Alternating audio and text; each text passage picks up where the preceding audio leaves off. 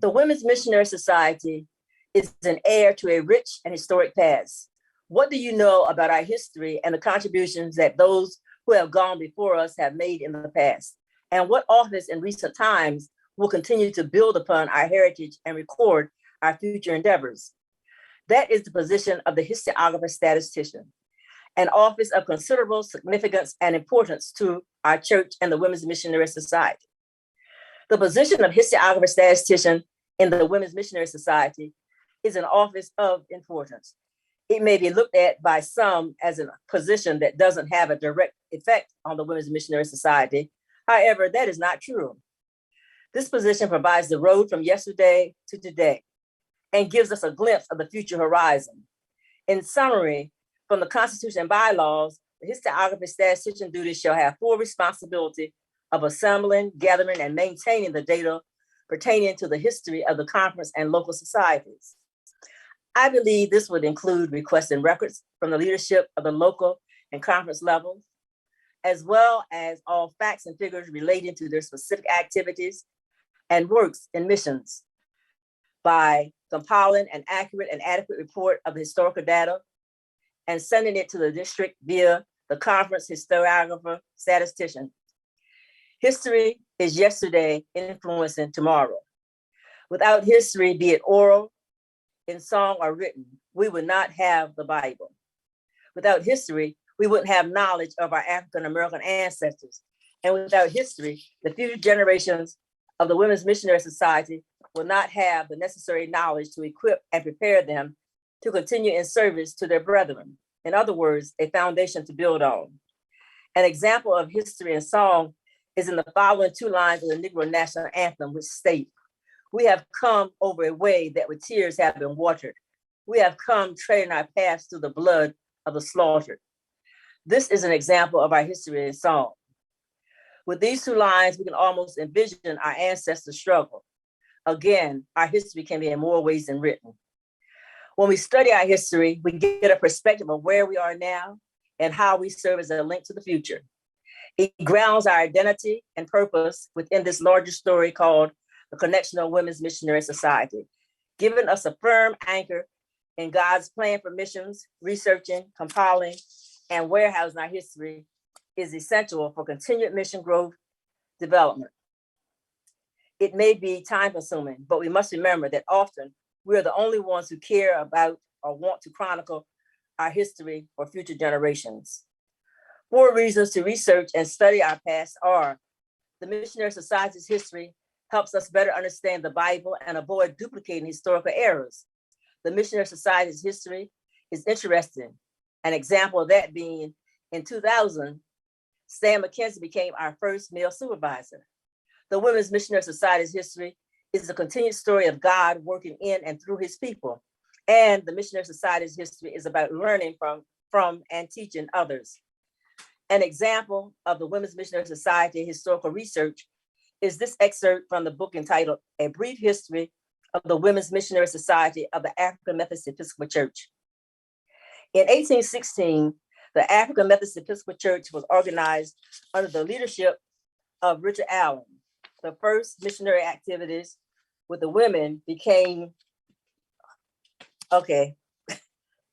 with the organizing of the Dorcas Society by Richard Allen in 1824. They worked together caring for the ministers who were helping to establish the AME Church. Sarah Allen organized the daughters of the conference to sew, mend, and patch coats, pants, and underwear, and raise money so that the pastors with their tattered clothes might be presentable at the beginning of the conference after having traveled and worked hard all year during the annual conference. In 1840, Reverend William Paul Quinn was appointed missionary to the West by the General Conference. As a result of his appointment, interest in missionary membership increased. In 1874, pleas came for the women to organize a missionary society to give assistance in Haiti. Those pleas resulted in the Women's Parent Mite Missionary Society being formed to assist in this effort, and Mrs. Murray Campbell was chosen to be the first president. Later, in September of 1893 in South Bend, Indiana, a delegation of women asked permission of Bishop Henry McNeil Turner for the organization of the Connectional Women's Missionary Society, as there were thousands of women desiring to work in missions.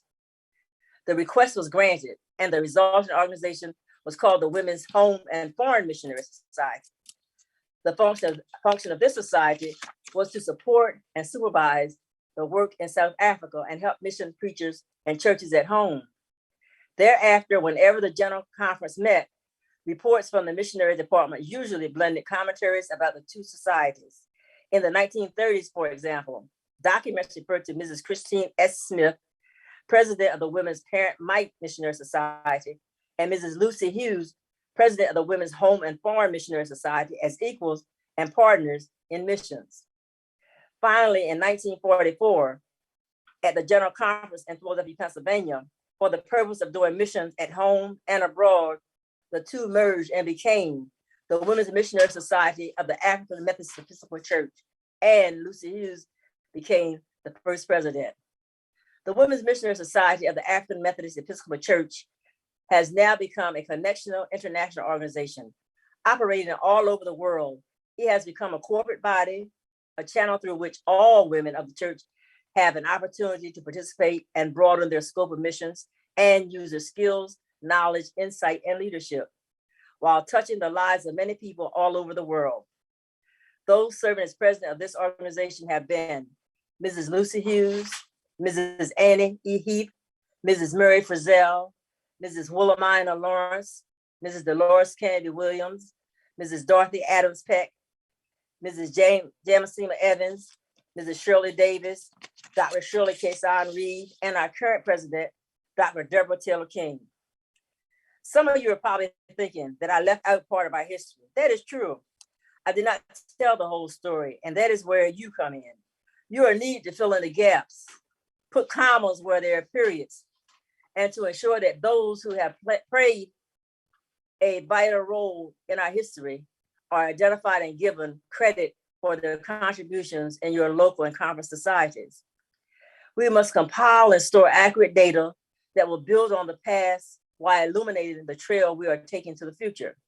Our data must be accurate so that it can be used in the birthing of innovative ideas and projects. Thereafter, we must ensure that the data we gather to tell each story is relevant to the work of the Second Episcopal District Women's Missionary Society. It should also bridge generations so that the future missionaries will be inspired to continue the work of their foremothers and establish new projects that will help humanity and glorify God. And we must brand our history, for it is ours, the Second Episcopal District Women's Missionary Society. Not only are we to learn from history, but we must also be teachers of history. Deuteronomy 32:7 says, remember the days of old, consider the years of many generations, ask your father, and he will show you, your elders, and they will tell you. In conclusion, I want to leave you with this quote from Dorothy Adams Peck, a Connectional Women's Missionary Society president from 1995 to 2003.